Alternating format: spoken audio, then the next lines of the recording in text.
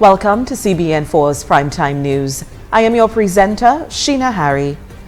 The criminal session at the High Court commenced with 6 cases of murder to be tried, as well as indecent assault, rape, attempted buggery, grievous bodily harm, and unlawful wounded, and those among the matters on the docket.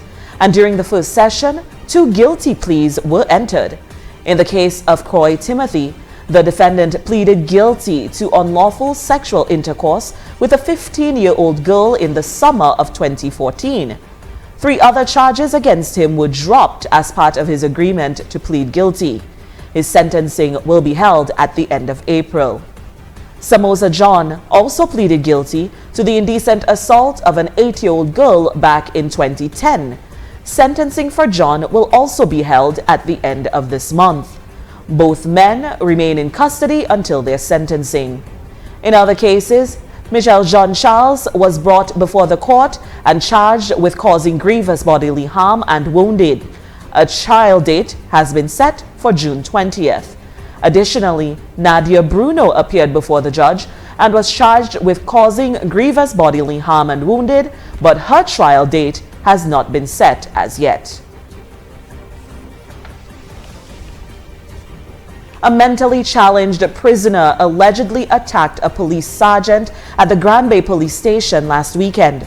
The incident, which involves Sergeant Nicholas Bruno, who is stationed at the Granby police station, reportedly occurred at about 8:20 p.m. According to Police Public Relations Officer Pelham John Baptist, it is alleged that Sergeant Bruno was transferring a suspected mentally challenged prisoner from the toilet facilities to the prison cell at the Granby police station when he was attacked by the prisoner. The prisoner bit the small finger of Sergeant Bruno's left hand, severing that finger. Sergeant Bruno was transported to the Granby Health Center, where he received medical attention before being transferred to the Accident and Emergency Department of the Princess Margaret Hospital, where he was seen by a medical doctor and admitted, the report revealed.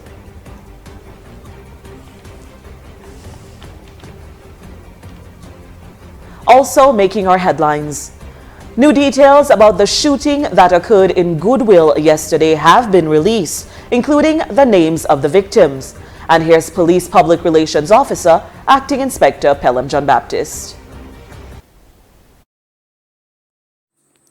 One male adult of Silver Lake is in police custody in relation to an allegation of robbery and shooting with intent which occurred about 10:40 a.m. on Tuesday, the 12th of April 2016 at number 42 Princess Lane in Goodwill. According to initial police investigations, one individual wearing a mask and armed with a pistol robbed the business place of Bernard Simeon of an unspecified amount of cash. While fleeing the scene, the suspect shot a 31-year-old male customer, Joseph Detouche of Solomon Lane in Goodwill. Detouche sustained a gunshot wound to his lower hip.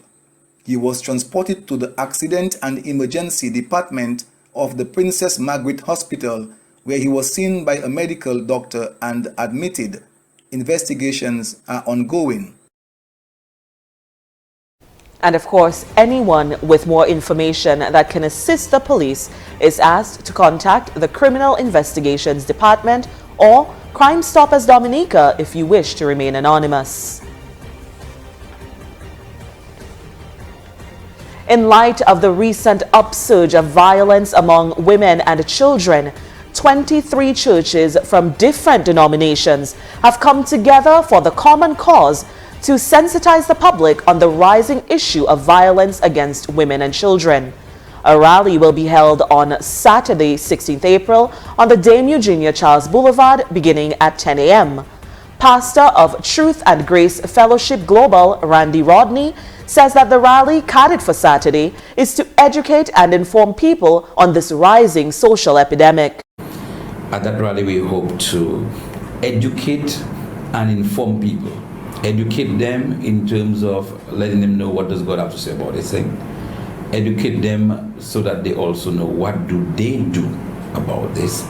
And as well, help them to know that there are some people who are standing with them in terms of the abuse of children.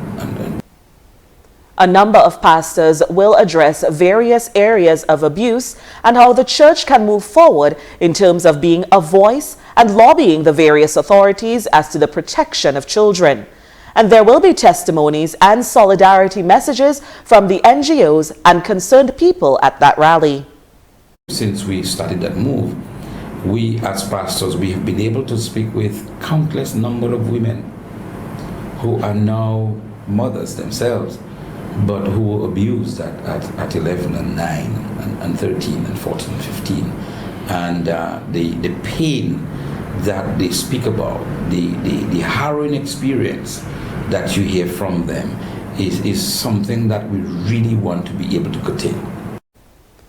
And Pastor Rodney explained that the church's stance on abuse is to always protect the rights of the children in particular.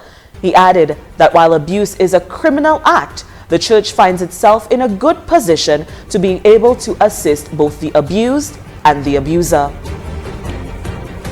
Minister for Education Peter Saint-Jean was present at the official white coat ceremony at the All Saints University and offered both compliments and advice. Here's Shanna Esprit with more. Sheena, Minister for Education Peter Saint-Jean was present at the official white coat ceremony at the All Saints University, and the management of All Saints University School of Medicine has been advised to deal with the issues to facilitate its expansion in Dominica.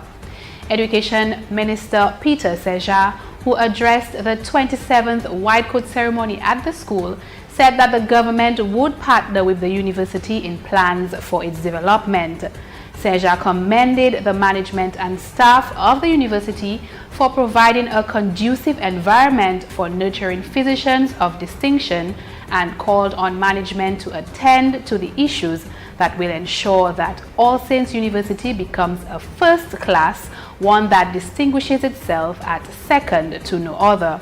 The Minister for Education pledged the support of the ministry and the people of the Commonwealth of Dominica as the university seeks to expand its borders. The Education Minister stated that the Ministry of Education is prepared to give all the necessary support. However, it is in the power of the students to develop a plan that speaks to the continued growth and development of the university as an institution in Dominica. Shanna Esprit, CBN 4 News.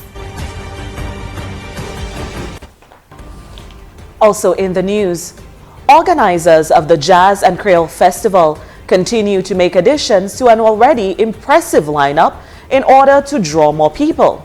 The lineup has so far included Andy Narell, Cameron Pierre and Breve, the band Soft, Alan Palais, and now the latest addition, the Cadas All-Stars. Here's Marketing Executive of the Discover Dominica Authority, Monique Jacob.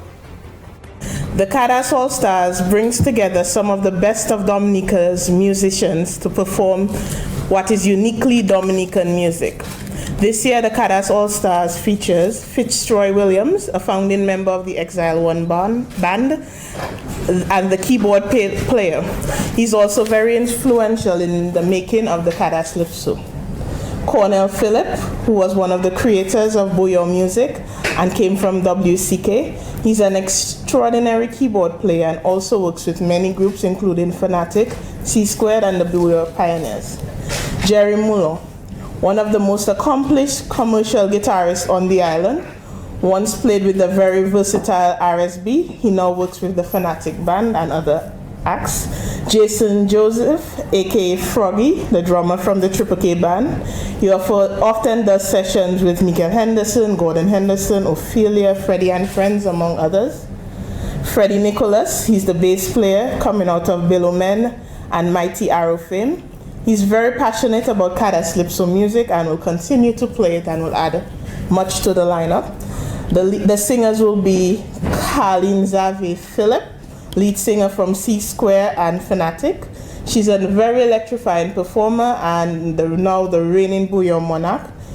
And of course, finally Joyce Stout.